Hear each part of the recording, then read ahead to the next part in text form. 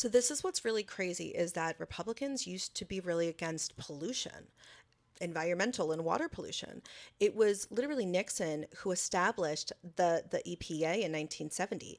And during his tenure, he oversaw the Congress that passed the Clean Air Act, the Pesticide Control Act, and the Clean Water Act.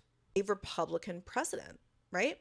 And it was George H.W. Bush that enacted the strictest clean air, like anti pollution laws that we've ever had. And at that time, it was really, really progressive because it was far stricter than any other country in the world. Seriously.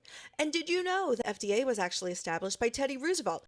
Republicans historically were for the people, which meant not having them die of cancer, which meant like being able to have clean air and not getting asthma or like, the same kind of lung cancer that coal miners get just because they live near a factory. That was like a Republican principle. The Democrats too. Like this wasn't political. It was something, I mean, they used to be about protecting people and not just protecting corporations. And it's really only been since like the early 2000s where the Republican Party has just been completely co-opted by the industries that they're supposed to be holding accountable, right? Because it's much cheaper for factories to pollute.